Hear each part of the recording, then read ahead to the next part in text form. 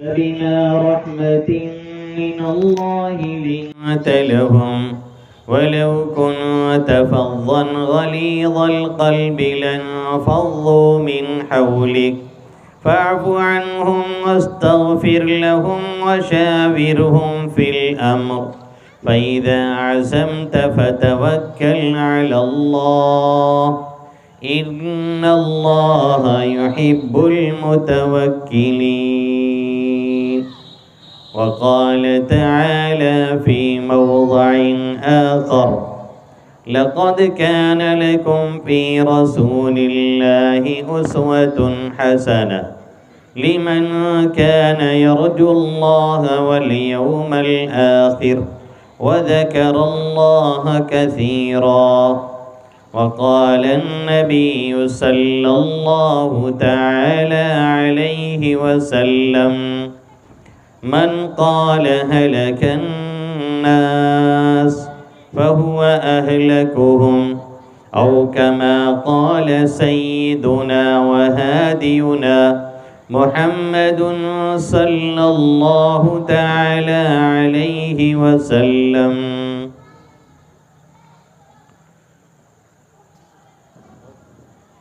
وہ محمد بھی احمد بھی محمود بھی،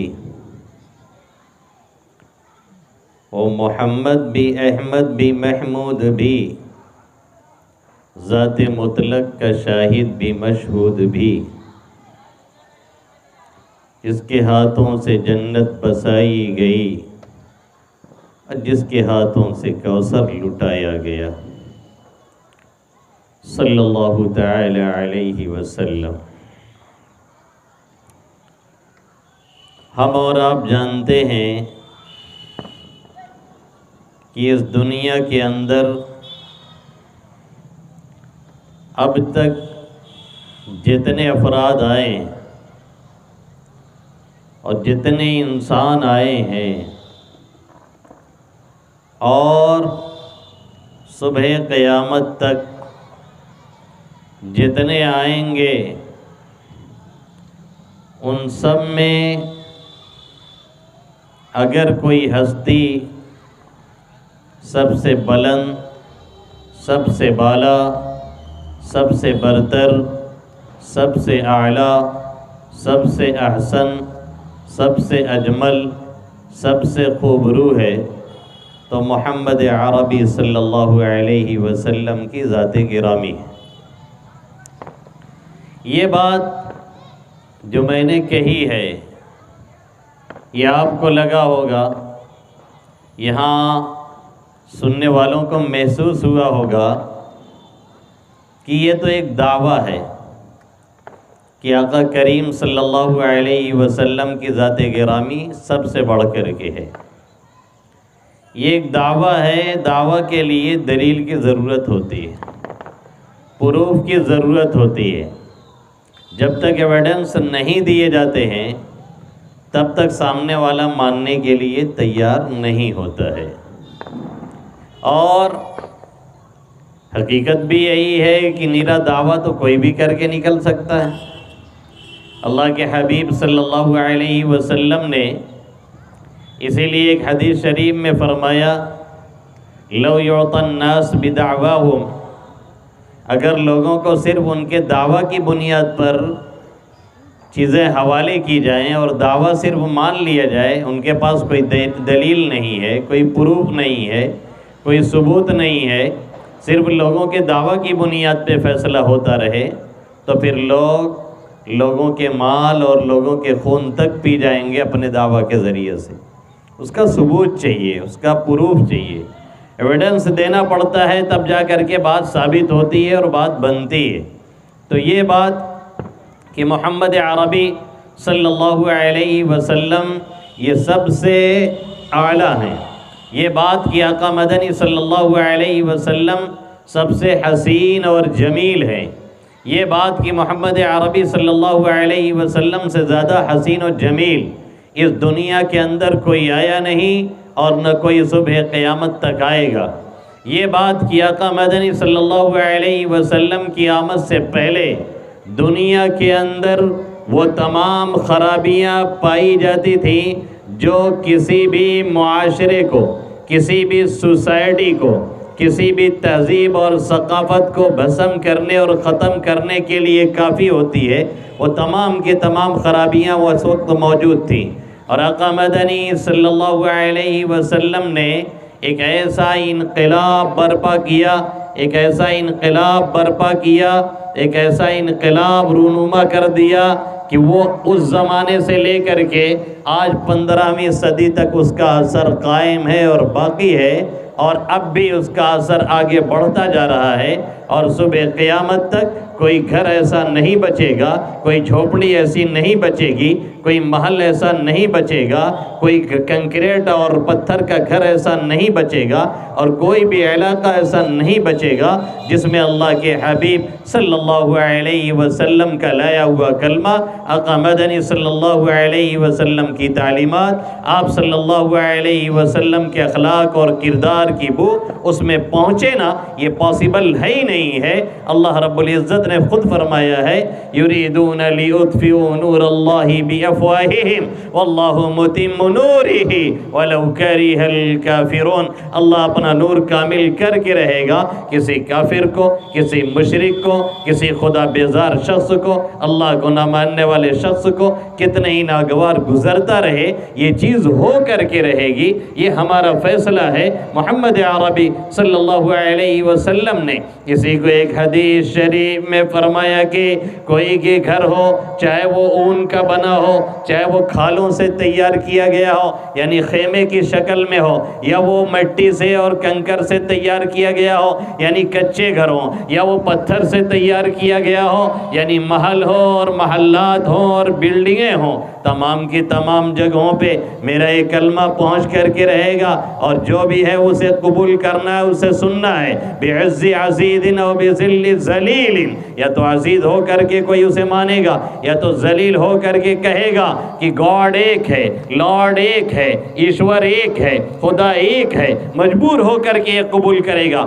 یا تو خوشی اور ہنسی سے مانے گا۔ اسی کا اعلان کیا ہے اللہ رب العزت نے اپنے کلام مقدس میں، وَلَهُ أَسْلَمَ مَنْ فِي السَّمَاوَاتِ وَالْأَرْضِ طَوْعًا وَكَرْهًا وَإِلَيْهِ يُرْجَعُونَ وَلَهُ أَسْلَمَ مَنْ فِي السَّمَاوَاتِ وَالْأَرْضِ طَوْعًا وَكَرْهًا وَإِلَيْهِ يُرْجَعُونَ۔ سب اسی کے سامنے جھکتے ہیں، کوئی خوشی سے جھکتا ہے، کوئی مجبوراً جھکتا ہے، کوئی برضا و رغبت، کوئی اپنی خوشی سے وضو کرتا ہے، فجر کے لیے چلتا ہے، جاتا ہے سجدے میں گرتا ہے، سبحان ربی العالی کہتا ہے، رکوع میں جاتا ہے، سبحان ربی العظیم کہتا ہے، کھڑا ہوتا ہے، اللہ اکبر کہتا ہے، اللہ سب سے بڑا ہے، وہی لارڈ ہے، وہی گاڈ ہے، پوری خوشی کے ساتھ، پوری رضا کے ساتھ، پوری دل جمعی کے ساتھ، پورے مان لینے کے ساتھ۔ اور کوئی جب مجبور ہوتا ہے تب کہتا ہے ایشور کی یہی مرضی، تب کہتا ہے بھگوان کی یہی اچھا، تب کہتا ہے لارڈ اور گاڈ اور طاقت ایک ہی ہے، وہی کرنے والا ہے، دوسرا کوئی کرنے والا نہیں ہے۔ جیسے امریکہ کے ایک علاقے میں جو علاقہ سب سے ہائی پروفائل سمجھا جاتا تھا اور جو علاقہ سب سے زیادہ محفوظ سمجھا جاتا تھا، جہاں کے انجینئروں نے وہاں کی عمارتیں اس انداز سے بنائی ہوئی تھی کہ اگر زلزلے بھی آئیں تو ان عمارتوں پہ اثر نہ ہونے پائے، وہ عمارتیں ایسی تیار کی گئی تھیں اور بنائی گئی تھیں، اور ایک ایک عمارت کی گارنٹی کئی سو سال کی دی گئی تھی، اور زلزلہ آیا تو سب تاش کے پتے کی طرح سے بکھر گئی، ایسا لگا کہ ریت کا تودا اور ٹیلا تھا جو کہ بیٹھ گیا ہے۔ کچھ دنوں کے بعد پیر ذوالفقار نقشبندی حفظہ اللہ تعالی، جو پاکستان کے ایک زبردست بزرگ اور عالم دین ہیں، وہ گزر رہے تھے، انہوں نے کہا ہم نے دیکھا تو ہر بورڈ پہ لکھا ہوا تھا God is one, lord is one, اگر کوئی ہے تو صرف اور وہ صرف اللہ ہے، دوسرا کوئی نہیں ہے۔ یعنی اس آیت کی تفسیر اس بورڈ پہ لکھی ہوئی تھی وَلَهُ أَسْلَمَ مَنْ فِي السَّمَاوَاتِ وَالْأَرْضِ طَوْعًا وَكَرْهًا وَإِلَيْهِ يُرْجَعُونَ۔ یخضعون، سبھی اسی کے سامنے جھکتے ہیں۔ کوئی خوشی سے جھکتا ہے، کوئی مجبور ہو کر کے جھکتا ہے، کوئی خوشی سے مسجد پہنچتا ہے، کوئی عاجز ہو کر کے، درمادہ ہو کر کے، تھک کر کے، پریشان ہو کر کے، بے چین ہو کر کے، جب ہر جگہ کے وسائل، ہر جگہ کے رابطے، ہر جگہ کے ذرائع اسے جواب دے جاتے ہیں، تب وہ یہ کہنے پہ مجبور ہوتا ہے اللہ تو ہی کرنے والا ہے، رب تو ہی کرنے والا ہے، ایشور تو ہی کرنے والا ہے، مالک تو ہی کرنے والا ہے، خالق تو ہی کرنے والا ہے۔ تو کوئی خوشی سے مانتا ہے، کوئی مجبور ہو کر کے مانتا ہے، جھکتے سب اسی کے سامنے ہیں، کسی دوسرے کے سامنے نہیں جھکنا ہے، اسی کے سامنے جھکنا ہے۔ اس لیے سب سے پہلے اسی کے سامنے جھکا جائے جس کے سامنے لوگ مجبور ہو کر کے آتے ہیں۔ بہتر یہ ہے کہ خوشی سے جایا جائے تاکہ مجبوری میں وہ اللہ ہماری اور آپ کی جلدی سنے۔ آقا مدنی صلی اللہ علیہ وسلم کا فرمان ہے، جو اچھے حالات کے اندر، جو اچھے حالات کے اندر اور جو اچھے مسائل کے اندر اور جو عام حالات کے اندر اپنے رب کو یاد کیا کرتا ہے، اسے پکارا کرتا ہے، برے حالات میں رب اس کی جلدی سنتا ہے، اس کی پکار کو جلدی قبول کرتا ہے۔ یہ ہمارا شیوا ہونا چاہیے۔ بہرحال میں یہ بتلا رہا تھا کہ آقا مدنی صلی اللہ علیہ وسلم آپ سب سے اعلیٰ ہیں، آپ سب سے ارفع ہیں، آپ سب سے حسین ہیں، آپ سب سے جمیل ہیں، آپ سب سے خوبصورت ہیں۔ آپ کی خوبصورتی کے آگے پوری دنیا کی خوبصورتی ماد ہے۔ یہ جو ہم اور آپ سنتے ہیں کہ حضرت یوسف علی نبینا علیہ الصلاۃ والسلام کو جو حسن دیا گیا تھا وہ آدھی دنیا کا حسن دیا گیا تھا، آدھی دنیا کی خوبصورتی اکیلے حضرت یوسف علی نبینا علیہ الصلاۃ والسلام کو دے دی گئی تھی۔ تو یہ خوبصورتی آقا مدنی صلی اللہ علیہ وسلم کو الگ کر کے ہے، آقا کی ذات اس سے مستثنیٰ ہے، اس میں آقا مدنی صلی اللہ علیہ وسلم نہیں ہے، ورنہ آقا مدنی صلی اللہ علیہ وسلم ایک طرف اور حضرت یوسف پوری دنیا کے ساتھ ایک طرف، پھر بھی میرا نبی سب پر بھاری ہے۔ یہ آقا کا حسن اور جمال ہے۔ جدہ کے اندر ایک مرتبہ کچھ سالوں پہلے کانفرنس ہوئی تھی اس بات پر کہ پوری دنیا کے اندر سب سے زیادہ باکمال کون شخص گزرا ہے یا کون شخص ہے، پوری دنیا کے اندر سب سے زیادہ خوبصورت کون گزرا ہے یا کون ہے، پوری دنیا کے اندر سب سے اعلیٰ اور عرفہ اور سب سے بہتر انسان کسے قرار دیا جا سکتا ہے۔ جدہ کے اندر یہ کانفرنس منعقد کی گئی، پورے ورلڈ سے لوگ جمع کیے گئے، یہودی علماء بھی آئے، عیسائی علماء بھی آئے، ہندوستان سے نہ معلوم کتنے لوگوں کو بلایا گیا، پورے ورلڈ سے سب لوگ جمع ہوئے۔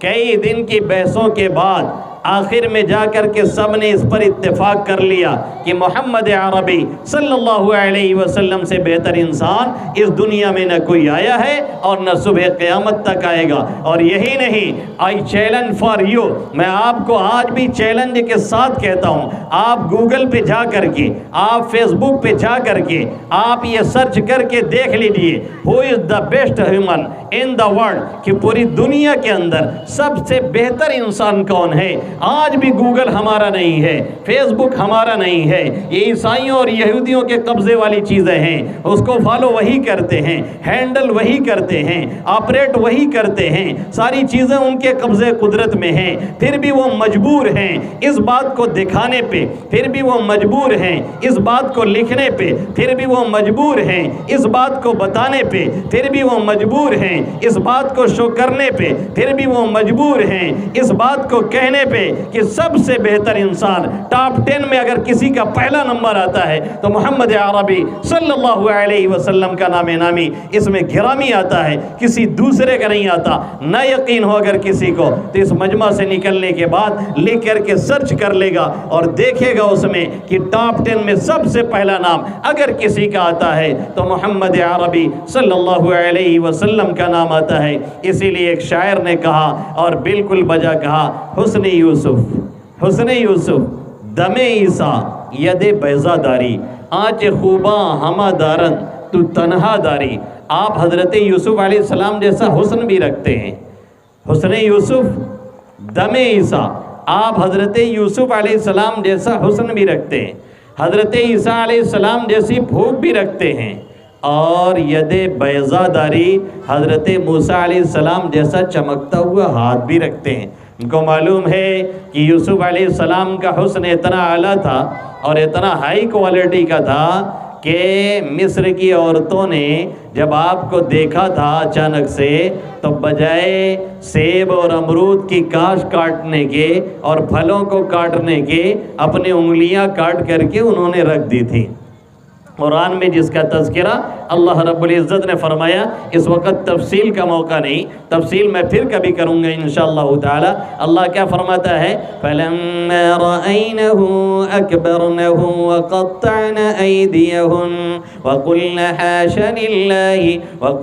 حَاشَ لِلَّهِ مَا هَذَا بَشَرًا إِنْ هَذَا إِلَّا مَلَكٌ كَرِيمٌ فَلَمَّا رَأَيْنَهُ أَكْبَرْنَهُ وَقَطَّعْنَ أَيْدِيَهُنَّ زلیخا نے آپ کو پردے کے پیچھے رکھا اور اس کے بعد ایک ٹی پارٹی کی، اس کے بعد ایک ناشتے کی دعوت کی، جو عورتیں زلیخا کو طعنہ دے رہی تھی کہ کیسی یہ سیدہ ہے اور کیسی یہ عقائن ہے کہ اپنے ایک غلام پر فریفتہ اور عاشق ہو گئی، تو ان کو جواب دینے کے لیے اور سمجھانے کے لیے ایک پارٹی کر کے یوسف علیہ السلام کو پردے کے پیچھے رکھا گیا اور یہ کہا گیا کہ جب آواز دیں گے تب آپ کو باہر نکلنا ہے۔ جب سب عورتیں جمع ہو گئیں، اس میں امیر زادیاں بھی ہیں، اس میں شہزادیاں بھی ہیں، اس میں عذرا زادیاں بھی ہیں، بڑے بڑے گھرانے کی عورتیں اور لڑکیاں ہیں، سب جب بیٹھ گئی ہیں اور ہاتھ چھری لے کر کے ہاتھ میں بیٹھی ہوئی ہیں پھلوں کو کاٹنے کے لیے، اتنے میں حضرت یوسف علیہ نبینا علیہ السلام کو دعوت دی جاتی ہے، آپ کو پکارا جاتا ہے کہ آپ پردے کے پیچھے سے آئیے اور اپنے حسن و جمال کا مشاہدہ کرائیے اور ان کو دکھلائیے۔ حضرت یوسف جب باہر نکلتے ہیں تو نتیجہ کیا نکلتا ہے؟ اللہ قرآن میں فرماتا ہے کسی شک کی، کسی شبہ کی کوئی گنجائش نہیں۔ فَلَمَّا رَأَيْنَهُ أَكْبَرْنَهُ وَقَطَّعْنَ أَيْدِيَهُنَّ وَقُلْنَ حَاشَ لِلَّهِ مَا هَذَا بَشَرًا إِنْ هَذَا إِلَّا مَلَكٌ كَرِيمٌ۔ جب انہوں نے حضرت یوسف کو دیکھا انہیں بہت عظیم سمجھا اور اپنے ہاتھ سب نے کاٹ ڈالے اور خبر نہیں ہوئی کہ ہماری انگلیاں کٹ رہی ہیں، خبر نہیں ہوئی کہ ہماری ہتھیلیاں کٹ رہی ہیں، خبر نہیں ہوئی کہ ہمارا ہاتھ کٹ رہا ہے۔ وَقَطَّعْنَ أَيْدِيَهُنَّ، یہی نہیں قُلْنَا حَاشَ لِلَّهِ مَا هَذَا بَشَرًا إِنْ هَذَا إِلَّا مَلَكٌ كَرِيمٌ۔ کہنے لگی یہ تو انسان نہیں ہے، یہ تو کوئی معزز فرشتہ لگتا ہے، یہ تو کوئی عظیم فرشتہ لگتا ہے، انسان کے اندر اتنی خوبی کہاں سے آ سکتی ہے؟ ایسی خوبصورتی انسانوں کے اندر نہیں آ سکتی ہے، اس لیے انسان نہیں ہے۔ شاعر کہتا ہے حسن یوسف دم عیسیٰ ید بیضا داری، آپ حضرت یوسف جیسا حسن رکھتے ہیں، حضرت یوسف جیسا نہیں بلکہ ان سے بڑھ کر کے رکھتے ہیں۔ اور یہ میں نہیں کہہ رہا ہوں، امی جان حضرت عائشہ صدیقہ رضی اللہ تعالی عنہا نے فرمایا لوائی زلیخا لو رأین حبیبہ، یا لوائی زلیخا لو رأین جبینہ، لوائی زلیخا لو رأین حبیبنا لا اثرن بالقطع القلوب علی الید۔ حضرت عائشہ صدیقہ رضی اللہ تعالی عنہ امی جان فرماتے ہیں کہ ایک طرف حضرت یوسف کا وہ حسن، ایک طرف ان کی وہ خوبصورتی اور ایک طرف عورتوں کا ان کے حسن کو دیکھ کر کے اپنے ہاتھ اور انگلیوں کو بھی کاٹ ڈالنا اور یہ خبر تک نہ ہو کہ ہم انگلیاں کاٹ رہے ہیں یا پھل تراش رہے ہیں، یہ پتہ بھی نہ چلے۔ ان کا حسن اتنا ہائی فائی تھا، لیکن میرے حبیب کا، میرے نبی کا، محمد عربی صلی اللہ علیہ وسلم کا حسن و جمال اس سے کہیں بڑھ کر کے ہے۔ وہ فرماتی ہیں لوائی زلیخا لو رأین جبینہ لا اثرن بالقطع القلوب علی الید۔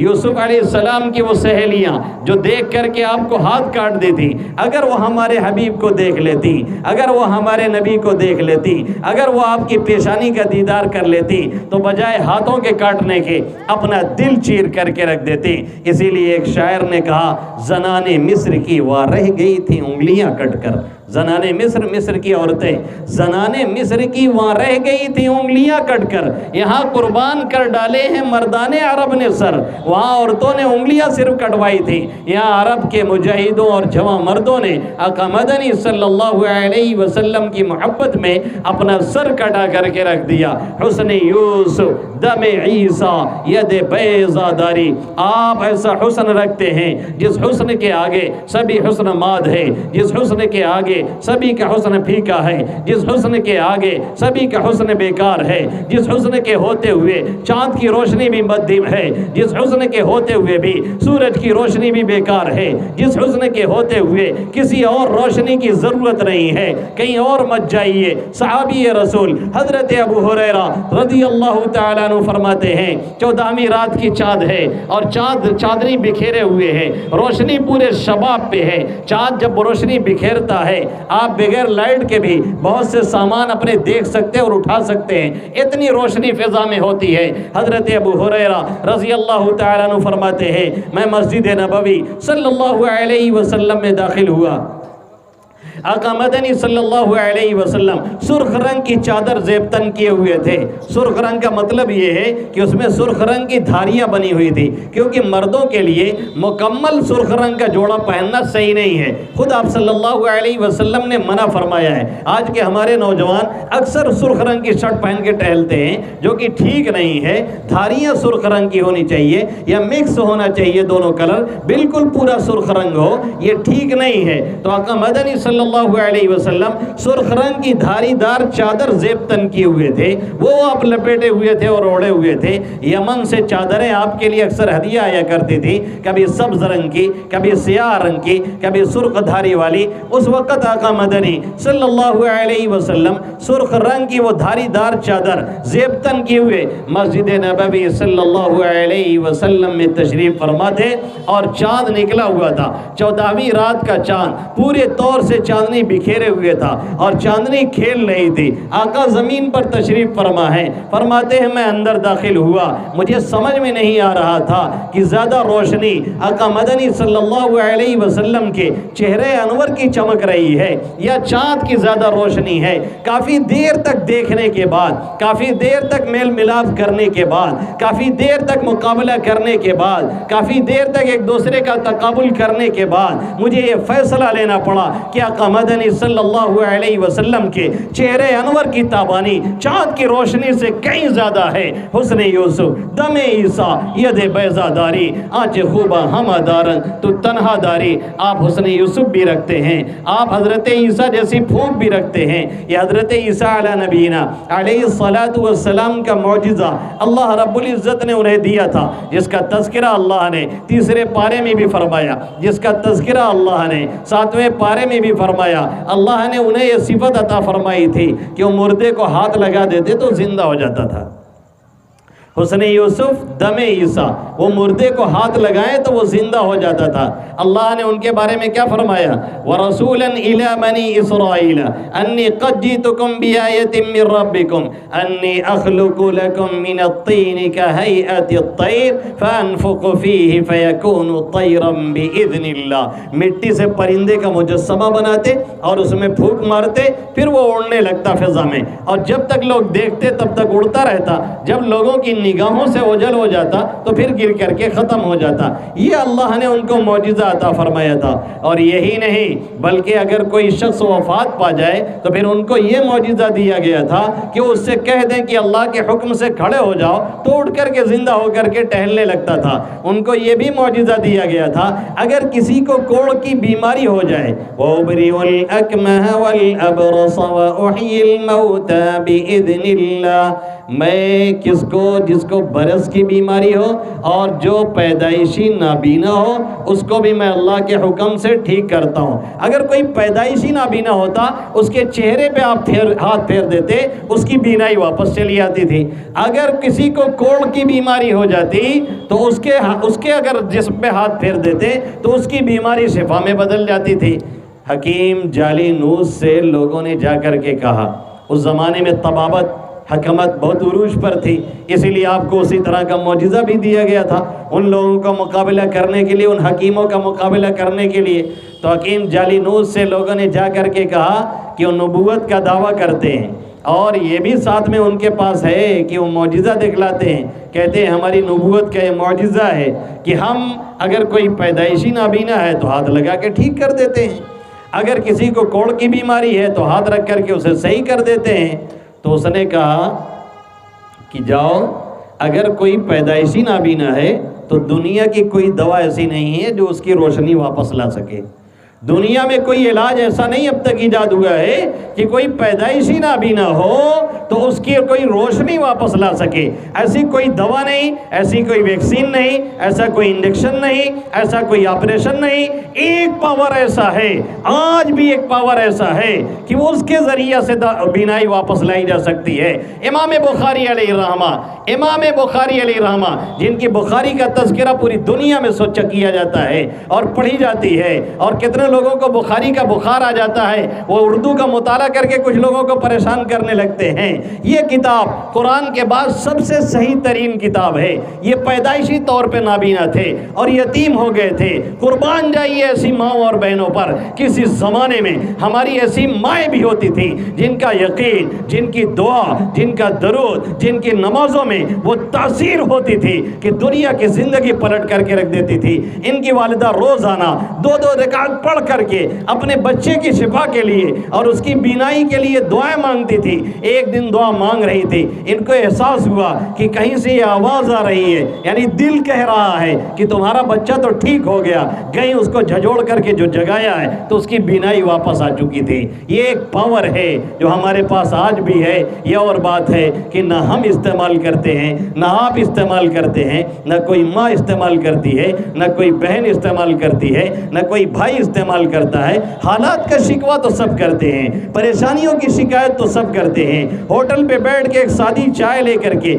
چکڑ کھانے پہ 1 گھنٹے کا تبصرہ تو ہم بھی کر لیتے ہیں، آپ بھی کر لیتے ہیں، لیکن یہ نہیں ہوتا کہ اطمینان سے وضو کریں اور 2 رکعت نماز پڑھیں اور اس کے سامنے جا کر کے کہیں جو حالات کو پھیرتا ہے، جو حالات کو بدلتا ہے، جو تخت پہ لاتا ہے، جو تخت سے ہٹاتا ہے، جس کے قبضے قدرت میں کل بھی ساری چیزیں تھی، آج بھی ہیں اور آئندہ بھی رہیں گی۔ صبح کے تخت نشین شام کو مجرم ٹھہرے، ہم نے پل بھر میں نصیبوں کو بدلتا دیکھا۔ جس کی یہ شان ہے، جو خالق بھی ہے، جو مالک بھی ہے، جو رازق بھی ہے، جو جبار بھی ہے، جو قہار بھی ہے، جو رحمان بھی ہے، جو رحیم بھی ہے، جو بسیط بھی ہے، جو علیم بھی ہے، جو خبیر بھی ہے، منٹوں سیکنڈوں میں جو کائنات کے ایک ایک ذرے پر قدرت رکھتا ہے اور پلٹتا رہتا ہے۔ کاش کہ اس سے کہا جاتا تو کوئی اور نتیجہ نکلتا۔ تو امام بخاری علیہ الرحمہ کی والدہ نے اس دعا کے ذریعے سے یہ سچویشن اور یہ پوزیشن ہی بدل ڈالی۔ تو یہ معجزہ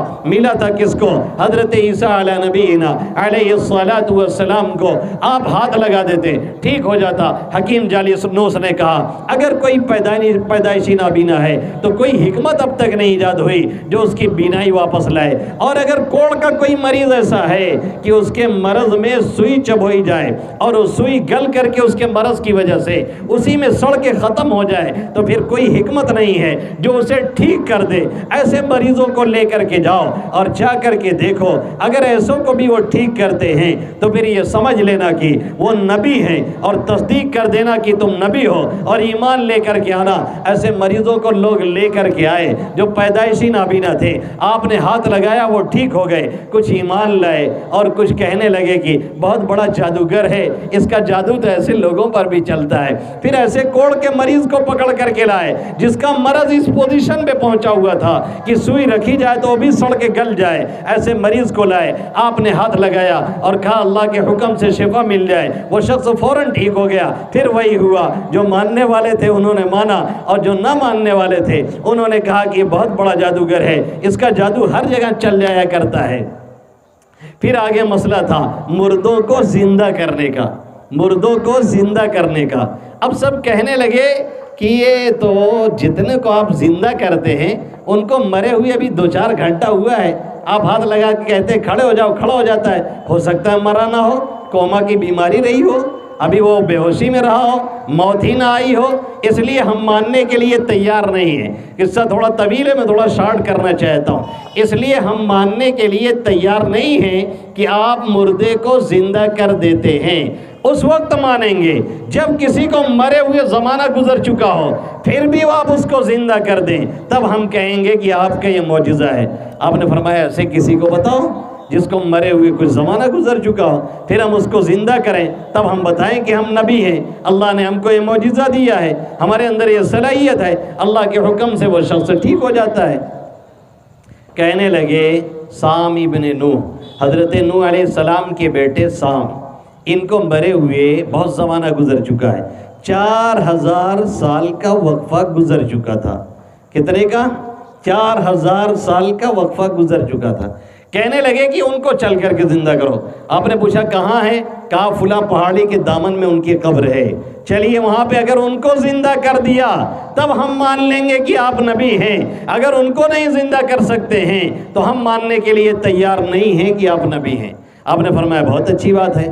اس کے بعد گئے اور جا کر کے آپ کھڑے ہوئے اور قبر پہ کھڑے ہو کر کے فرمایا قم بِإِذْنِ اللَّهِ، کھڑے ہو جاؤ اللہ کے حکم سے۔ آپ کھڑبڑا کر کے اٹھے گرد جھاڑتے ہوئے۔ آپ نے کہا کہ آپ کے زمانے میں تو بال نہیں پکتے تھے، بال پکنے کا سلسلہ شروع ہوا ہے ابراہیم علیہ السلام سے۔ حضرت ابراہیم علیہ نبینا علیہ السلام پہلے شخص ہیں جنہوں نے مہمانوں کی مہمان نوازی کی ہے۔ اس سے پہلے کوئی مہمان اپنے گھر پہ نہیں کھلاتا اور بلاتا تھا، اس سے پہلے یہ سسٹم دنیا میں رائج نہیں تھا۔ سب سے پہلے شخص ہیں حضرت ابراہیم علیہ السلام جنہوں نے مہمانوں کی مہمان نوازی شروع کی، اور آپ سب سے پہلے شخص ہیں اس دنیا میں جس کا پہلے بال پکا ہے۔ اس سے پہلے کسی کا بال نہیں پکتا تھا۔ اب جن لوگوں کے بال پکنے لگے ہیں یا پکتے ہیں اور وہ کالے کر کر کے زبردستی جوان بن کر کے ٹہل رہے ہیں، وہ سوچ رہے ہوں گے کہ کاش کی وہ بلوا نہیں پکت رہا، وہ سسٹم رہتا ہے تو زیادہ اچھا رہا۔ اب تو بہت رنگنا پڑتا ہے اور بہت ڈائی کرانی پڑتی ہے، اب بیچارے بہت سے اولڈ ہو گئے ہیں، پلنجر ڈھیلا ہو چکا ہے، سارے سسٹم فیل ہو گئے ہیں، پھر بھی زبردستی کالا کر کے ٹہل رہے اور اپنے کو جوان بتانے کی کوشش کر رہے ہیں۔ ارے جس کے سامنے آپ جوان بنتے ہیں اس کو پتہ ہے کہ آپ کس پوزیشن کے مالک ہیں، اس لیے زبردستی جوان مت بنیے۔ براؤن ڈارک کلر کیجیے جس کی حدیث میں اجازت ہے، پورا کالا کرنے کی اجازت نہیں ہے، صرف کالا کرنے کی اجازت ہے جنگ کی حالت میں، تاکہ آپ اندر سے کیسے بھی ہوں باہر سے آپ لگیں کہ ہاں سالڈ ہیں، مضبوط ہیں، تب اجازت ہے۔ عام حالات میں اس کی اجازت نہیں ہے۔ عام حالات میں براؤن کلر آپ کر سکتے ہیں، ڈارک کلر استعمال کر سکتے ہیں، دور سے دیکھنے میں بھلے لگے کالا ہے لیکن حقیقت میں کالا نہیں ہونا چاہیے، اس کی اجازت آقا مدنی صلی اللہ علیہ وسلم نے نہیں دی ہے۔ بہرحال بات دوسرے رخ پہ جا رہی ہے، تو میں یہ بتا رہا تھا کہ ان کے بال دیکھا کہ وہ پک چکے ہیں، داڑھی کے بال پک چکے ہیں، تو حضرت عیسیٰ علیہ نبینا علیہ السلام نے یہ سوال کیا کہ آپ کے زمانے میں تو بال پکتا نہیں تھا، یہ آپ کا بال کیسے پک گیا؟ غور سے سننے کی بات ہے۔ میرے جو نوجوان بیٹھے ہیں، ہمارے جو ادھیڑ بیٹھے ہیں، ہماری جو گارجین اور ہمارے پیرنٹس، ہمارے بڑے بوڑھے معزز ہمارے بڑے بوڑھے بیٹھے، یا جن ماں اور بہنوں تک ہماری بات پہنچ رہی وہ غور سے سنیں۔ جواب کیا آیا؟ کہنے لگے جب آپ نے پکارا کہ اللہ کے حکم سے اٹھ جائیے تو میں نے یہ سمجھا کہ قیامت قائم ہو گئی ہے۔ قیامت کی اس گھبراہٹ کی وجہ سے میرے بالوں کا کلر یہ ہو چکا ہے۔ اور اس کے بعد اگلا جملہ کیا فرمایا معلوم ہے؟ کہنے لگے کہ 4000 سال میری وفات کے گزر چکے ہیں، 1-2 سال نہیں، 4000 سال میری وفات کے گزر چکے ہیں۔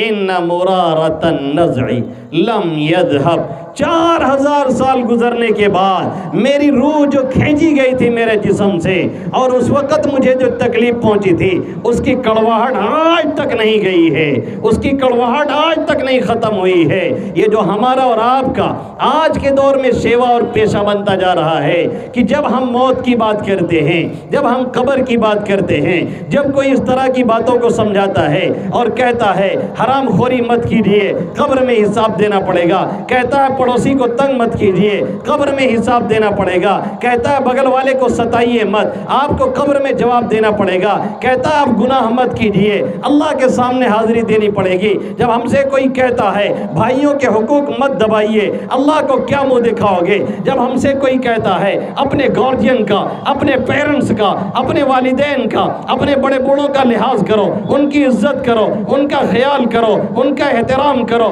کل تم بوڑھے ہوگے تمہیں بھی کوئی سہارا دے گا، تمہارا بھی کوئی احترام کرے گا، اس لیے کہ تم نے بھی کیا تھا، اور اللہ کے یہاں تمہارا مرتبہ بھی بلند رہے گا کہ تم نے کسی بڑے کا لحاظ کیا تھا، اللہ تمہارا لحاظ کرے گا۔ تب ہم کیا بولتے ہیں؟ جو ہو جا دیکھا جائے گا، جو ہوگا دیکھا جائے گا۔ ارے جب روح جسم سے نکالی جا رہی ہوگی تب کیا دیکھو گے؟ دیکھنے کا وقت نکل چکا ہوگا۔ جب قبر میں لوگ پکڑ کے لٹا رہے ہوں گے اور کروٹ لینے کی سکت بھی نہیں رہ گئی ہوگی تب کیا دیکھو گے؟ تب دیکھنے کا ٹائم نکل چکا ہوگا۔ جب فرشتے گرز لے کر کے آئیں گے اور سوال کا جواب نہیں ملے گا تو ایک گرز ماریں گے اور 70 فٹ زمین کے اندر جاؤ گے، تب کیا دیکھو گے؟ تب دیکھنے کا ٹائم ختم ہو چکا ہوگا۔ جب پھن کاٹے ہوئے ایک ایک سانپ اور کوبرا ایسا مسلط کیا جائے گا، ایسا مسلط کیا جائے گا کہ اگر ایک پھونک بھی زمین پہ مارے تو پھر وہاں پہ گھاس صبح قیامت تک نہ اٹھے، ایسے سانپ مسلط کر دیے جائیں گے۔ پھر کیا دیکھا جائے گا؟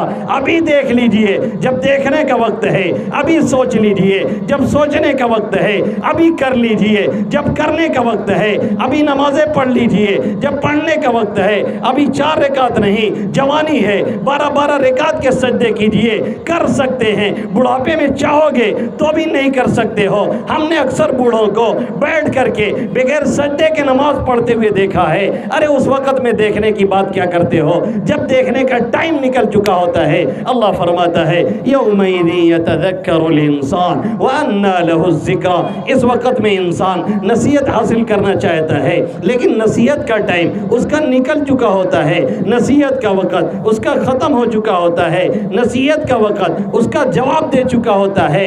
اب نصیحت کا موقع نہیں ہے، اب فرشتے روح کھینچ رہے ہیں، اب جسم سے نکال رہے ہیں، اب روح کھینچ رہی ہے، اب جسم تڑپ رہا ہے، اب پنڈلی سے پنڈلی مار رہا ہے۔ والتفت الساق بالساق الى ربك يومئذ المساق، اب تشنج ہو رہا ہے، اب کھینچاؤ ہو رہا ہے، اب سانس اٹک رہی ہے، اب پیر ایک دوسرے میں رگڑ رہا ہے۔ قریب کھڑے ہوئے لوگ بے بسی کے عالم میں دیکھ رہے ہیں۔ باپ کہہ رہا ہے بیٹا بول دے، تو روز بولتا تھا، روز چہکتا تھا، آج تو کو بولتا نہیں ہے۔ بیوی پاس کھڑی ہے، وہ کہہ رہی ہے ذرا سا تو ایک مرتبہ مسکرا دے، ہر دم مسکرا کے بات کرتا تھا، تیری مسکراہٹ کہاں گئی؟ بیٹا کھڑا ہے کہتا ہے ابا ایک مرتبہ بیٹا کہہ دیجئے، میں ترس رہا ہوں، لیکن باپ بول نہیں سکتا ہے، ماں جواب نہیں دے سکتی ہے، بیوی مسکرا نہیں سکتی ہے، شوہر آنکھیں بھر کر کے دیکھ نہیں سکتا ہے، فرشتے کھینچ رہے ہیں، جسم سے روح کو نکال رہے ہیں۔ ان مرارۃ النزع لم یذهب، 4000 سال گزر چکے ہیں، لیکن جسم سے جو روح کھینچی گئی تھی، جو نکالی گئی تھی، جو وہاں سے کھینچ کر کے فرشتے لے گئے تھے، اس کی کڑواہٹ 4000 سال گزرنے کے بعد بھی سام ابن نوح کہہ رہے ہیں آج تک نہیں گئی۔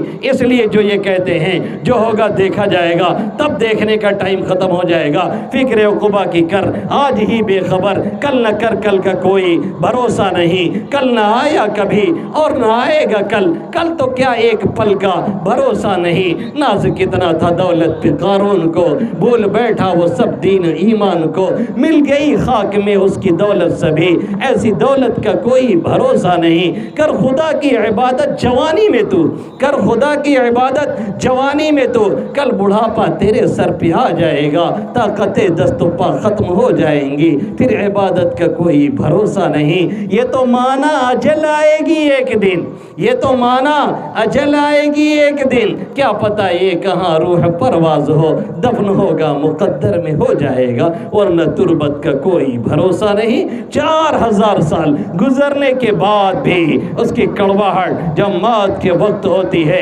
ایسا محسوس ہوتا ہے جیسے کانٹے پہ ململ کے کپڑے کو پھینک کر کے اسے کھینچا جائے، کپڑا وہاں سے کھینچتا نہیں، ادھر ادھر سے پھٹ جاتا ہے، ایسے روح جسم سے بڑی سختی کے ساتھ نکلتی ہے۔ اس لیے آج ہی اس کا سامان کیا جائے، اس لیے آج ہی اللہ کو یاد کیا جائے، اس لیے آج ہی یہ دیکھا جائے کہ ہم کیا کر رہے ہیں اور یہ دیکھا جائے کہ ہم کیا نہیں کر رہے ہیں۔ کل کو مہلت چاہو گے، مہلت اللہ دینے والا نہیں ہے۔ ربنا اخرنا الى اجل قریب فاصدق واکن من الصالحین، میرے مولا تھوڑی مہلت دے، تھوڑا سا ٹائم دے دے، تھوڑا سا واپسی دے دے، دنیا میں ایک مرتبہ جانے دے دے۔ لو ان لنا کرہ، ایک مرتبہ چانس مل جائے، پھر واپس جا کر کے ہم نیک عمل کر کے آئیں۔ اللہ فرمائے گا اب وقت نہیں ہے، اب ٹائم نکل چکا ہے، اب موقع ختم ہو چکا ہے۔ تو حضرت عیسیٰ علیہ السلام نے ان سے جو سوال کیا انہوں نے یہ جواب دیا۔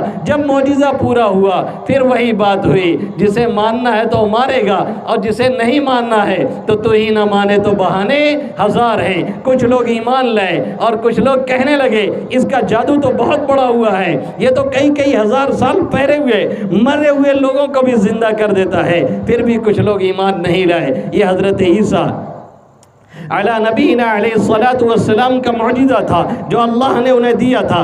شاعر کہتا ہے میرے نبی کو بیک وقت یہ تمام چیزیں دی گئی۔ شاعر کہتا ہے میرے نبی کو بیک وقت یہ تمام صلاحیتیں دی گئی۔ شاعر کہتا ہے میرے نبی کو یہ نہیں اس سے بڑھ کر کے چیزیں دی گئی۔ حسن یوسف بھی دیا گیا، دم عیسیٰ بھی دیا گیا، حضرت عیسیٰ جیسی پھوک بھی دی گئی، حضرت عیسیٰ جیسا کمال بھی دیا گیا، بلکہ اس سے بڑھ کر کے دیا گیا۔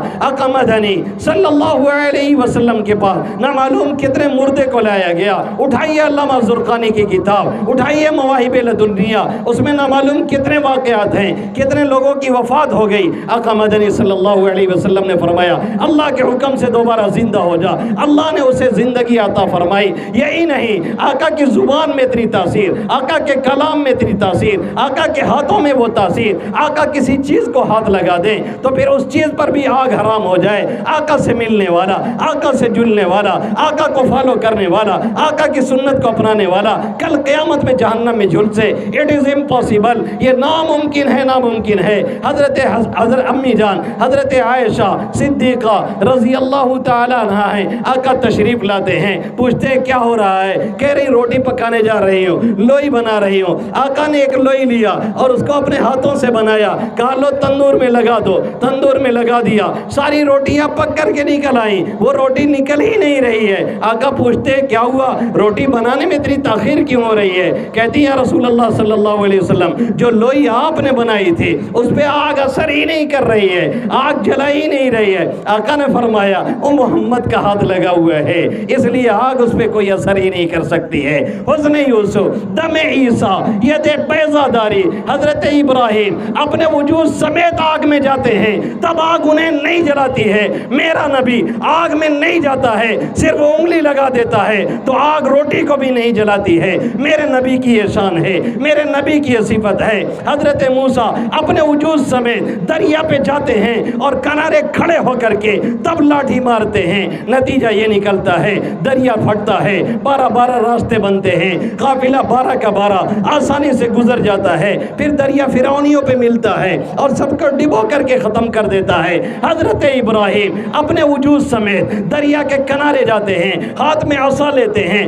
پھر مارتے ہیں، فضرب بعصاک الحجر، تب جا کر کے دریا پھٹتا ہے، میرا نبی کھڑا ہوتا ہے اور یہیں سے چاند کو اشارے کرتا ہے، چاند 2 ٹکڑے میں تبدیل ہوتا ہے۔ رب قرآن میں کہتا ہے اقتربت الساعۃ وانشق القمر، قیامت قریب آ گئی ہے اس لیے کہ چاند 2 ٹکڑے میں تبدیل ہو چکا ہے۔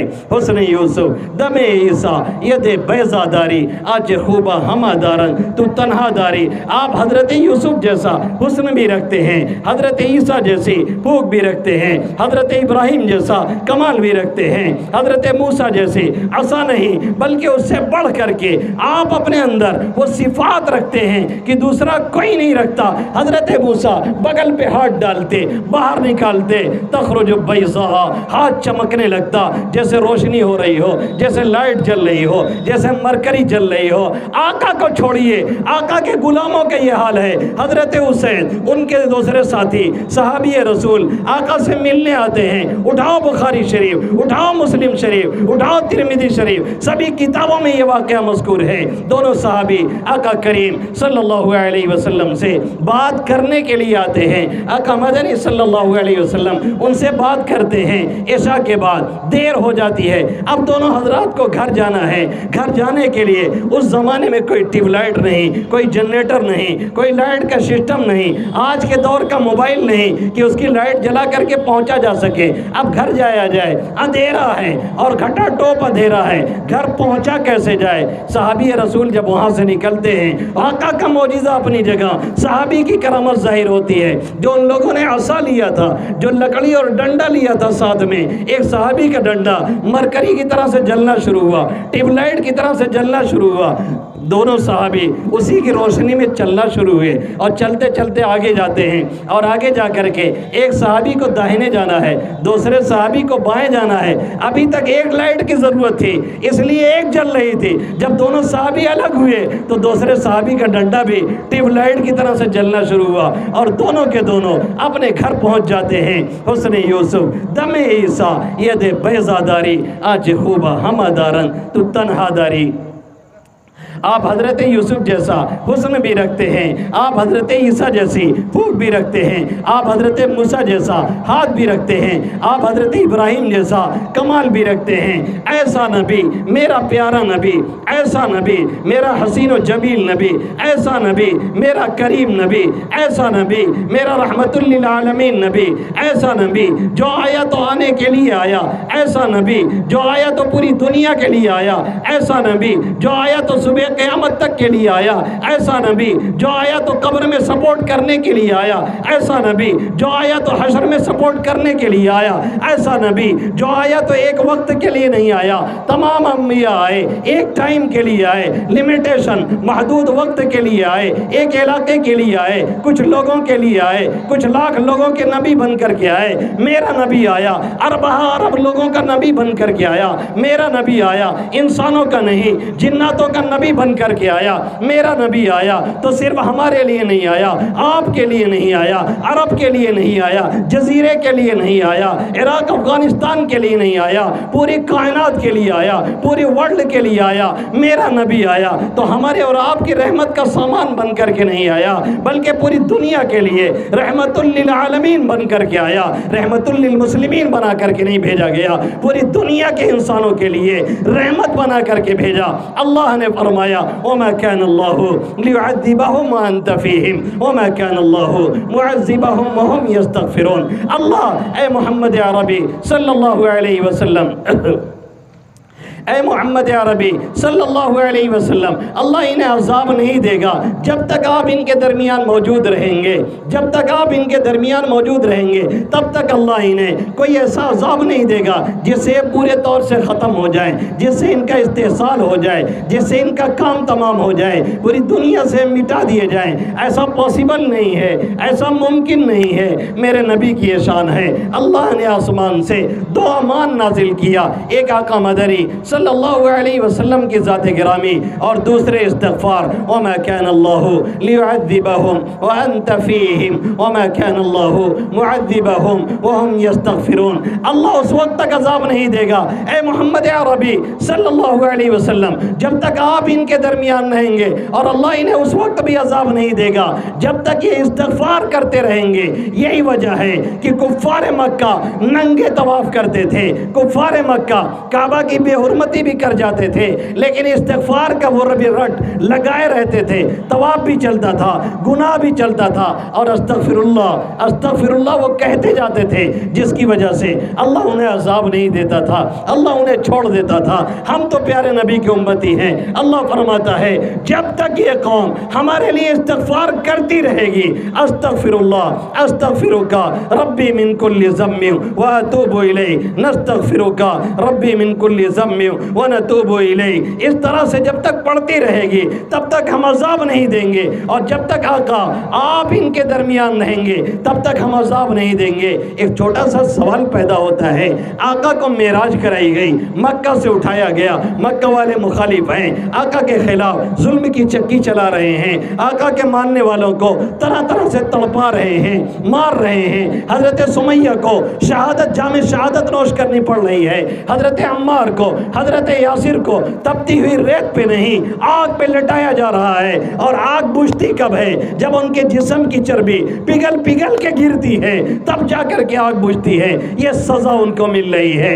آقا کو وہاں سے اٹھایا گیا، معراج کرائی گئی، آقا اس وقت درمیان میں نہیں ہے، عذاب آ جانا چاہیے لیکن اسی لیے نہیں آیا کہ میرا نبی جب وہاں عرب میں تھا تب بھی نبی تھا، اور جب عرب سے اٹھا کر کے معراج میں لے جایا گیا تب بھی نبی تھا، اور آقا جب جا کر کے دنیا سے آرام فرما رہے اپنی قبر میں تب بھی نبی ہیں۔ قیامت تک کے لیے آقا نبی ہیں، ایک وقت کے لیے نہیں ہیں، کچھ لوگوں کے لیے نہیں ہیں، رحمت للعالمین سب کے لیے ہیں۔ وَمَا أَرْسَلْنَاكَ إِلَّا رَحْمَةً لِلْعَالَمِينَ، ایسا میرا نبی جس نے کہا اللہ اس امت کو پورے طور سے ہلاک نہیں کرے گا کیونکہ میں ان کا نبی ہوں، میں نے ان کے لیے دعا مانگی ہے۔ جس نبی کی شان یہ ہے، جس نبی کی حالت یہ ہے، جس نبی کی صفات یہ ہے، جس نبی کا کمال یہ ہے، جس نبی کی خوبصورتی یہ ہے، جس نبی کی عادات یہ ہے، جس نبی کے اخلاق یہ ہے، جس نبی کی دعا ایسی ہے، جس نبی کا کمال ایسا ہے، پھر اس نبی سے ملنے میں ہمیں کیوں ہچک ہو رہی ہے، ہمیں کیوں جھجک ہو رہی ہے؟ آج ہمارا یہ نوجوان، آج ہمارے ینگ بلڈ، آج ہماری نیو جنریشن آخر کیوں نہیں جانتی کہ محمد عربی صلی اللہ علیہ وسلم دنیا کے سب سے بلند ترین انسان ہے؟ سب سے بڑا ظالم ہٹلر، سب سے بڑا ظالم ہٹلر، اس نے بھی یہ جملہ مجبور ہو کر کے کہہ ہی دیا کہ میں اگر کسی کا قائل ہوں تو محمد عربی صلی اللہ علیہ وسلم ہے، اور اگر میں کسی دھرم اور مذہب کو مانتا ہوں اور اس کی عزت کرتا ہوں تو میرے نزدیک سب سے اہم مذہب اسلام ہے۔ ہٹلر جیسا ظالم بھی اسلام کو مانتا اور کہتا ہے، ہٹلر جیسا بدبخت بھی آقا مدنی صلی اللہ علیہ وسلم کی عظمت کو مانتا ہے۔ ہائے افسوس ہمارے نوجوانوں پر، ہائے افسوس ہماری ماں پر، ہائے افسوس ہماری بہنوں پر۔ آج کوئی کھڑا ہوتا ہے اور ہمارے ماں میں سے، ہماری بہنوں میں سے، ہمارے نوجوانوں میں سے تو کہتا ہے ہمارا فیورٹ فلاں ہیرو ہے۔ کوئی بہن کھڑی ہوتی ہے اور کہتی ہے ہماری فیورٹ فلاں ہیروئن ہے۔ کاش کوئی کھڑا ہوتا ہمارا نوجوان اور سر چڑھ کر کے بولتا ہمارے فیورٹ محمد عربی صلی اللہ علیہ وسلم ہیں، جن کو پوری دنیا آج بھی مانتی ہے اور جن کے کمال کی پوری دنیا آج بھی گواہ ہے، اور گوگل جیسی سرچ لائن پہ بھی جا کر کے جسے تلاش کیا جاتا ہے تو گوگل بھی، فیس بک بھی، انسٹاگرام بھی یہ لکھنے پہ مجبور ہے کہ دنیا میں سب سے بہتر انسان اگر کوئی ہے تو محمد عربی صلی اللہ علیہ وسلم ہیں۔ آج ہم دنیا کے تمام لوگوں کو جانتے ہیں، ایک سے ایک سڑے انسانوں کو ہم فالو کرتے ہیں، ہم ان کے پیچھے چلتے ہیں، وہ ہیرو اور ہیروئن جنہوں نے ہماری دنیا کو لامعلوم کتنی گندگیوں سے بھر ڈالا ہے، ہم ان کے پیچھے دوڑتے ہیں، ہمیں ان کا نام معلوم ہے، ہمیں ان کا شجرِ نسب معلوم ہے، ہمیں ان کا سب کچھ معلوم ہے۔ ہماری بہنوں میں سے نہ معلوم کتنی ایسی ہیں جنہوں نے ہیروئنوں کے فوٹو کو اپنے پاس رکھ رکھا ہے۔ ہمارے نوجوانوں کی حالت یہ ہے، ان کے موبائل میں نہ معلوم کتنی اس طرح کی نچنیاں اور ہیروئن ان کے موبائل میں پڑی ہوئی ہیں، اور رات میں جب یہ جاتے ہیں تو انہی کا سیریل دیکھتے ہیں، انہی کی فلمیں دیکھتے ہیں۔ کتنے نوجوانوں کی حالت یہ ہے کہ بیڈ پہ جا کر کے گندی فلمیں دیکھ دیکھ کر کے انہوں نے اپنی جوانی کو بھی تباہی کے دہانے پہ لا کر کے کھڑا کر دیا ہے۔ کتنے ایسے ہیں جنہوں نے شادی سے پہلے اپنے ہاتھوں سے اپنے کو اتنا برباد کر دیا ہے کہ شادی کے لائق بھی نہیں رہ گئے ہیں، اور کتنا ان کانٹیکٹ اس موبائل کی وجہ سے اتنا غلط ہوا ہے کہ نہ باپ کی عزت رہی، نہ بیٹے کی عزت رہی، نہ ماں کی عزت رہی۔ کتنی مائیں اور بہنیں 6 بچوں کی ماں ہیں، لیکن اسی غلط نظریے کی وجہ سے اور غلط کانٹیکٹ کی وجہ سے نتیجہ یہ نکلا گھر بار کو بچے کو چھوڑ کر کے وہ دوسرے کے ساتھ فرار ہو گئی۔ کیوں؟ اس لیے کہ انہوں نے محمد عربی صلی اللہ علیہ وسلم کو چھوڑ دیا، جو سب سے بڑا محسن تھا اسے بھلا دیا، جو آیا تھا تو آنے کے لیے آیا، جو تڑپا تھا تو تڑپتا ہی رہا، جو امت کے لیے رویا تو روتا ہی رہا، جس کی حالت یہ تھی کہ ہمیشہ امت کے لیے روتا تھا۔ جنگ کے میدان میں آقا ہوں، تہجد کی نماز میں آقا ہوں، نفل نماز میں آقا ہوں، 5 وقتہ نمازوں میں آقا ہوں، کبھی آقا امت کو بھولتے نہیں ہیں۔ جب اہم دعا مانگتے ہیں سب سے پہلے اپنی امت کے لیے دعا مانگتے ہیں، اور کل قیامت میں جب سارے کے سارے چلا رہے ہوں گے یا ربی نفسی یا ربی نفسی، میرا نبی بھی اس وقت بھی کھڑا ہوگا اور کہے گا یا ربی امتی یا ربی امتی۔ ایسے نبی سے بغاوت کس بنیاد پر، ایسے نبی کی شکل سے بغاوت کس بنیاد پر، ایسے نبی کے لباس سے بغاوت کس بنیاد پر، ایسے نبی کی سنت سے بغاوت کس بنیاد پر، ایسے نبی کے طریقے سے بغاوت کس بنیاد پر، ایسے نبی کی نمازوں سے بغاوت کس بنیاد پر؟ آخر کون سی کمی میرے نبی میں آئی؟ آخر کون سی کمی میرے نبی کے طریقے میں نظر آئی؟ آخر کون سی کمی میرے نبی کے راستے میں نظر آئی؟ آخر کون سی خامی میرے نبی کی ذات میں نظر آئی؟ کوئی کمی نہیں، صرف یہ ہے کہ ہم نے اپنے اصلی راستے کو اور اپنے اصلی ہیرو محمد عربی صلی اللہ علیہ وسلم کو بلا کر کے رکھ دیا ہے۔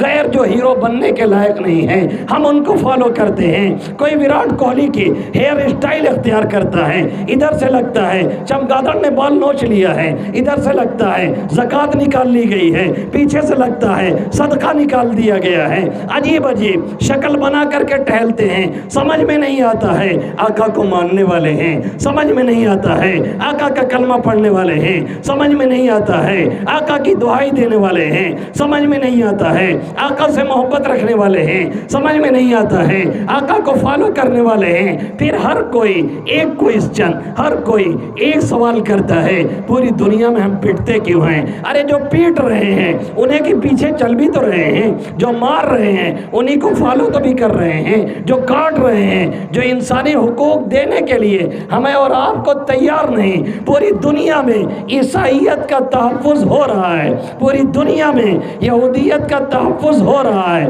پوری دنیا میں ہیومن رائٹس، انسانی حقوق اگر حاصل ہیں تو غیروں کو حاصل ہیں، اور اگر نہیں حاصل ہیں تو محمد عربی صلی اللہ علیہ وسلم کے نام لیواؤں کو اور اس امت کو نہیں حاصل ہیں۔ کیا کبھی غور کیا کیوں نہیں حاصل ہیں؟ یہ بغاوت کا نتیجہ ہے۔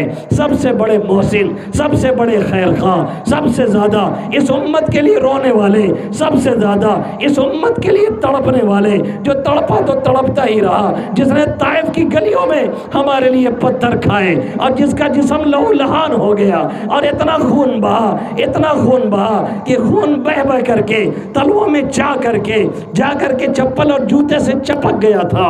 رفیق سفر حضرت زید بن حارثہ آپ کے جوتے اتارنا چاہ رہے تھے تو گوند کی طرح سے پیر جوتوں سے چپک گیا تھا۔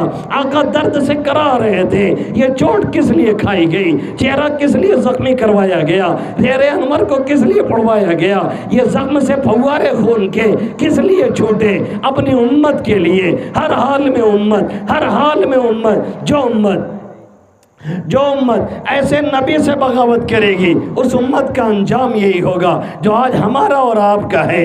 آج ہمارے نوجوان پوری طرح سے غافل ہیں۔ اکثر نوجوانوں کو یہی نہیں پتا ہے کہ ہمارے نبی کا نام کیا ہے، اکثر نوجوانوں کو یہی نہیں خبر ہے کہ ہمارے نبی آئے کہاں تھے، اکثر نوجوانوں کو یہی نہیں پتا ہے کہ آقا مدنی صلی اللہ علیہ وسلم کی وفات کہاں ہوئی اور آقا مدفون کہاں ہے۔ اگر ایسا ہوتا تو کیا یہ حالت ہوتی؟ کتنے نوجوانوں سے پوچھا گیا، انہوں نے کہا ہمارے نبی کی پیدائش کاشی اور متھرا ہے، انا للہ و انا الیہ راجعون۔ 25 سال کا نوجوان، 30 سال کا نوجوان، 35 سال کا نوجوان، اسے یہ پتہ نہیں محمد عربی صلی اللہ علیہ وسلم کون ہیں، اسے یہ خبر نہیں آقا دنیا میں آئے کب تھے، اسے یہ پتہ نہیں آقا کلمہ کون سا لے کر کے آئے تھے، اسے یہ پتہ نہیں آقا نے مکہ میں کتنے سال تبلیغ کی، مدینہ میں کتنے سال تبلیغ کی، اسے یہ خبر نہیں آقا مدنی صلی اللہ علیہ وسلم نے ہمارے لیے کتنے زخم سہے۔ ایک انقلاب لانے کے لیے انقلابی شخصیت کا مالک ہونا ضروری ہے، اور انقلاب وہیں سے آئے گا جس راستے سے محمد عربی صلی اللہ علیہ وسلم نے انقلاب برپا کیا تھا۔ جب آقا تشریف لائے ہیں جزیرۃ العرب میں، مکہ مدینہ تو چھوڑیے، پورے جزیرۃ العرب میں کوئی ایک کلمہ پڑھنے والا نہیں تھا۔ کفر اور شرک کے گدھیارے میں لوگ زندگی گزار رہے تھے، اور 30 سال کی مختصر سی مدت میں جب آقا مدنی صلی اللہ علیہ وسلم اس دنیا سے واپس جانے لگے ہیں تو پورے جزیرۃ العرب میں کوئی ایک شخص ایسا نہیں رہ گیا تھا جسے کلمہ نہ آتا ہو، جو صاحب ایمان نہ ہو۔ ایک شاعر نے کہا اور بالکل بجا کہا، کفر کی شب تھی کالی کالی، سارا جہاں تھا نور سے خالی۔ کفر کی شب تھی کالی کالی، سارا جہاں تھا نور سے خالی۔ بھیجے خدا نے ایک پیغمبر، ڈوبتی کشتی جس نے بچا لی۔ نام محمد کتنا پیارا، اس میں گرامی کتنا علی صلی اللہ علیہ وسلم۔ اس لیے میرے پیارے نوجوانوں، مجھے شکایت تم سے ہے، میں تم سے ہاتھ جوڑ کر کے لیکن پوری شدت اور سختی کے ساتھ کہتا ہوں، اپنا طرز بدل دو، اپنی سوچ بدل دو، اپنا نہج بدل دو، اٹھو اور لو لگاؤ محمد عربی صلی اللہ علیہ وسلم سے آپ کی سیرت پڑھو، آپ کی صورت پڑھو، آپ سے عشق رکھو، آپ کے طریقے کو اپناؤ، اور یہ یقین کر لو کامیابی 100% اگر کہیں پر چھپی ہے، اگر کہیں پر پوشیدہ ہے، اگر مدد کسی راستے سے آ سکتی ہے تو محمد عربی صلی اللہ علیہ وسلم کے طور طریقے میں ہے، کسی اور راستے میں نہیں ہے۔ جس راستے کو ہم چن رہے ہیں وہ راستہ ہمیں تباہی اور بربادی پہ تو لے جا سکتا ہے اور لے جا چکا ہے، کبھی اس سے صلاح اور فلاح نہیں حاصل ہو سکتی۔ میرے نوجوانوں، تم کن لوگوں کے چکر میں پڑے ہو؟ اپنے نبی کو اپنا اصلہ ہیرو مان کر کے اس کو فالو کرنا شروع کرو، اور دیکھو کہ پوری دنیا آج اسے ہیرو مانتی ہے۔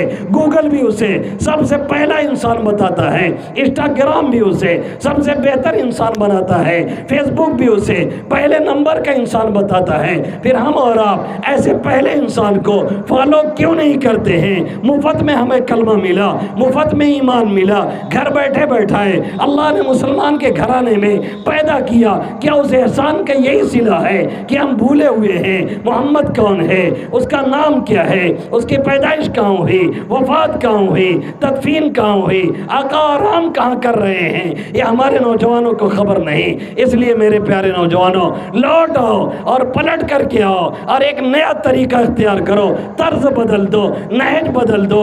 آج سے یہ طے کر لو انشاءاللہ تعالی آقا مدنی صلی اللہ علیہ وسلم کی سنتیں نہیں چھوٹیں گی، آج سے نمازیں نہیں چھوٹیں گی، آج سے روزہ نہیں چھوٹے گا، آج سے تلاوت نہیں چھوٹے گی۔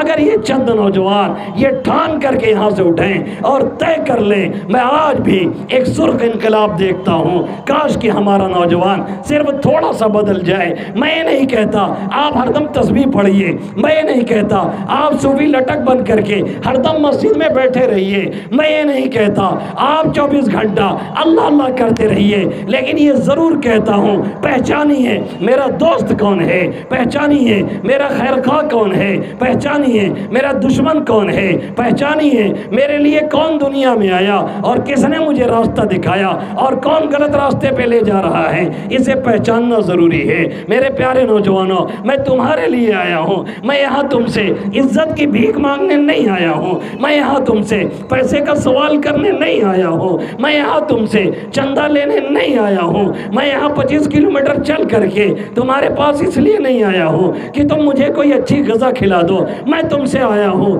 اس بات کی بھیک مانگنے کے لیے کہ تم یہ طے کر لو انشاءاللہ تعالی آقا مدنی صلی اللہ علیہ وسلم کا طور طریقہ آج سے نہیں چھوٹے گا۔ سیرت مصطفیٰ پڑھے ماجد، خود کو انسان اگر بنانا ہے۔ یہ چند باتیں نوجوانوں سے تھی، پھر اپنے گارجین سے، اپنے پیرنٹ سے، اپنے ذمہ داروں سے، اپنی ماؤں سے، اپنی بہنوں سے کہنا چاہوں گا، آج ہماری نوجوانوں میں جو خرابی یہ دیکھنے کو مل رہی ہے اس کی مین وجہ یہ ہمارے بڑے ہیں، یہ ہمارے بوڑھے ہیں، یہ ہمارے گارجین ہیں، یہ ہمارے پیرنٹس ہیں، یہ ہمارے ذمہ دار ہیں، جنہوں نے ان کی تربیت، جنہوں نے ان کی دیکھ ریکھ، جنہوں نے ان کی تعلیم، جنہوں نے ان کی نشو و نما اس طرح سے نہیں کی جس طرح سے میرے نبی محترم محمد عربی صلی اللہ علیہ وسلم نے کرنے کو کہا تھا، کر کے دکھایا تھا، بتا کر کے دیا تھا، طریقہ سمجھایا تھا۔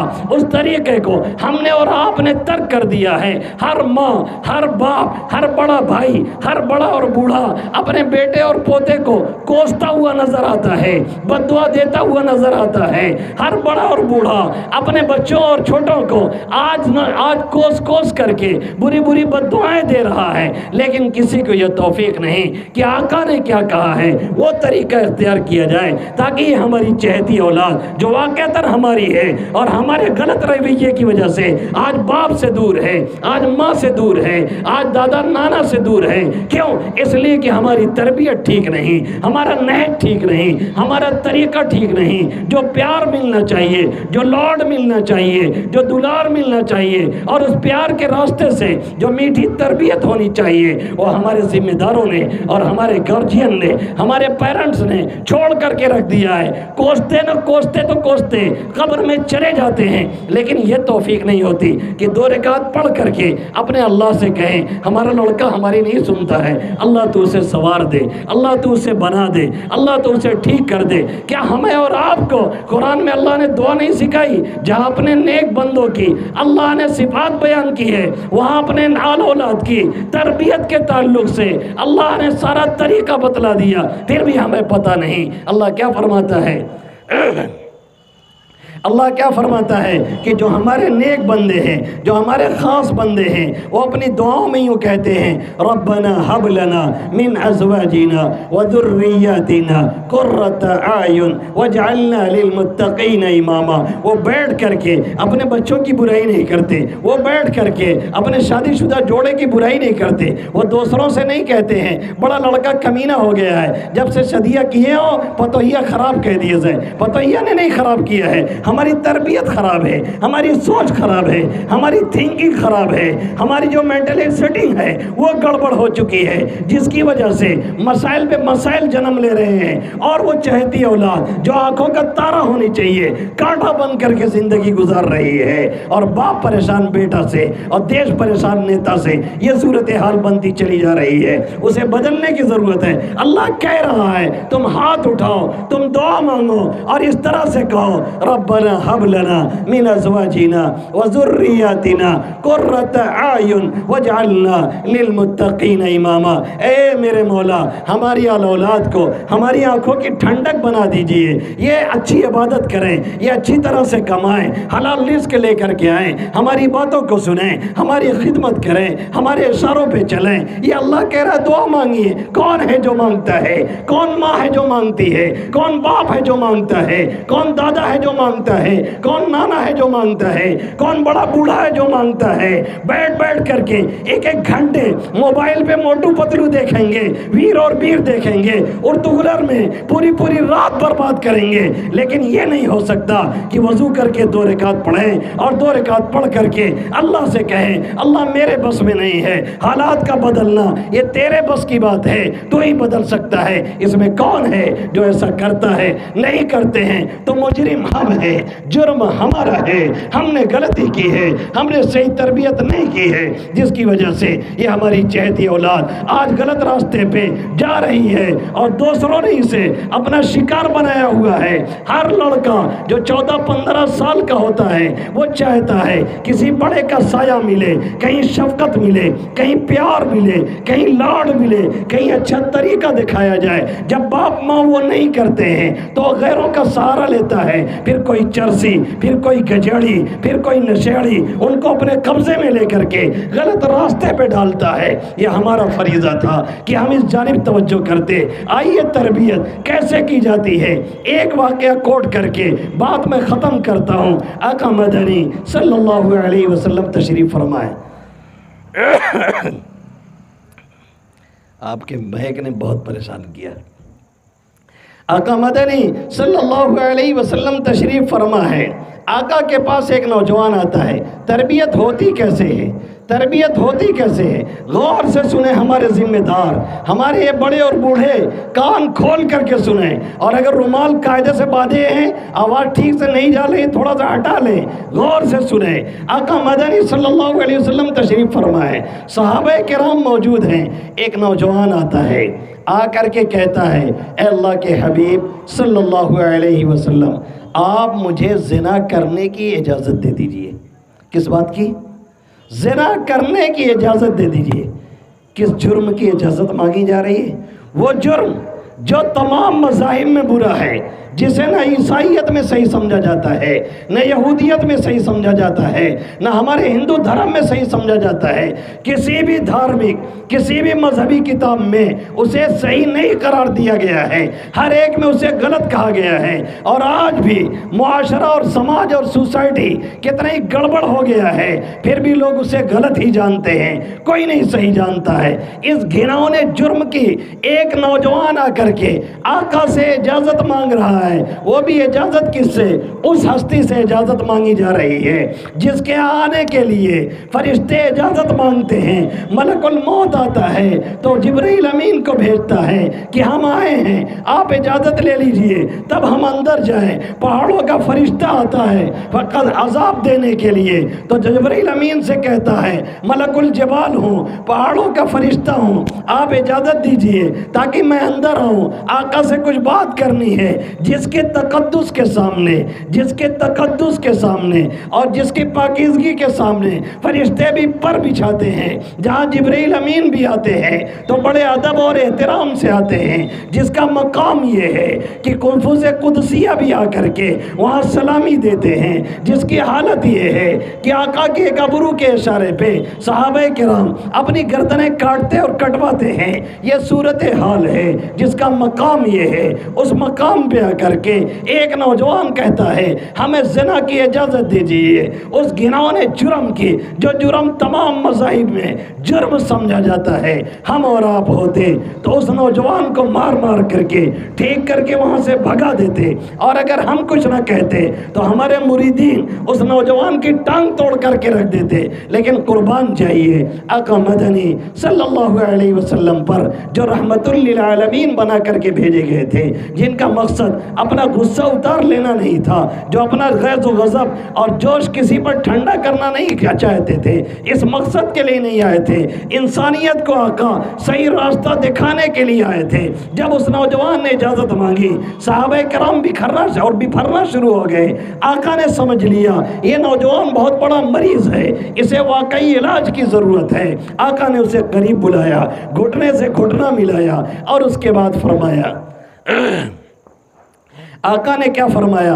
आका ने कहा जिस जुर्म की तुम इजाज़त मांग रहे हो, जिस घिनौने जुर्म की तुम इजाज़त मांग रहे हो, ये बताओ कि अगर यही घिनौना जुर्म तुम्हारी वालिदा के साथ कोई शख्स करे, क्या तुम इसे पसंद करोगे? उस नौजवान ने कहा नहीं, मैं नहीं पसंद कर सकता। आका ने फरमाया ज़रा ये बताओ जिस जुर्म की तुम इजाज़त मांग रहे हो, अगर यही गलती तुम्हारे खाला के साथ कोई शख्स करे, क्या तुम इसे पसंद कर सकते हो? कहा ऐसा मैं बर्दाश्त नहीं कर सकता। आका ने फरमाया जिस घिनौने जुर्म की तुम इजाज़त चाह रहे हो, अगर यही तुम्हारी बहन बेटी के साथ कोई करे, क्या तुम उसकी इजाज़त दे सकते हो? उस नौजवान ने कहा मैं इसकी भी इजाज़त नहीं दे सकता।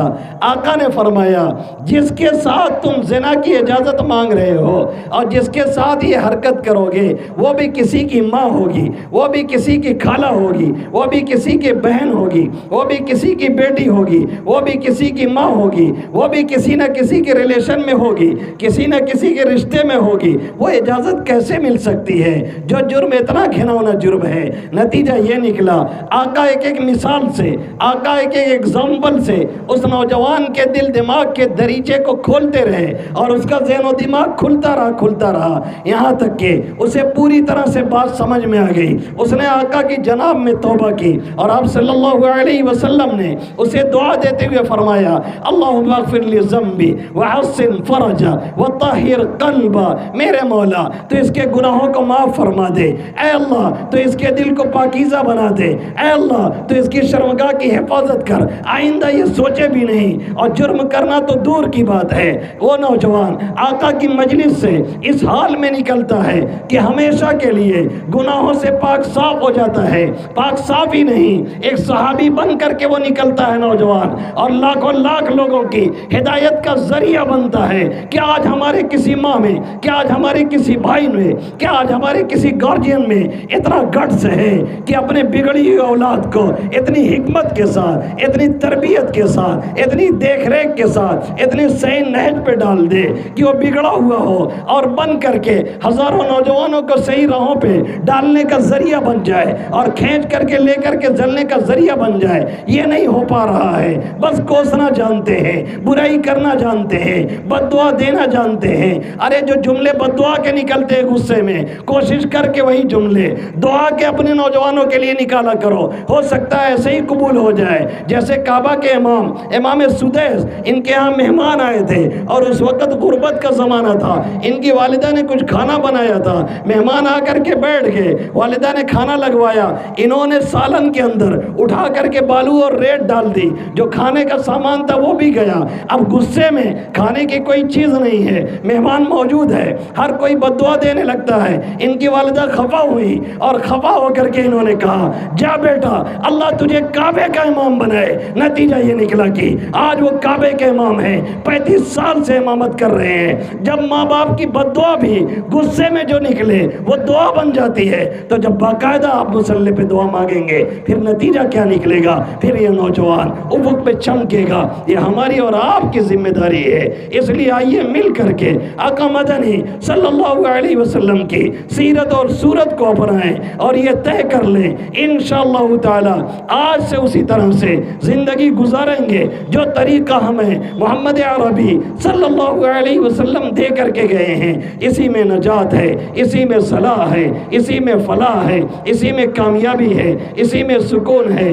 دو جہاں کی کامیابی گر تجھے درکار ہے، ان کا دامن تھام لے جن کا محمد نام ہے صلی اللہ تعالی علیہ وسلم۔ اللہ ان چند باتوں پہ مجھے بھی عمل کرنے کی توفیق نصیب فرمائے اور آپ سبھی حضرات کو حیات باقی، ملاقات باقی، بہت سی باتیں بھی باقی ہیں، پھر آئیں گے انشاءاللہ، پھر تفصیل سے گفتگو کریں گے۔ درود شریف پڑھ لیں، دعا کر لی جائے۔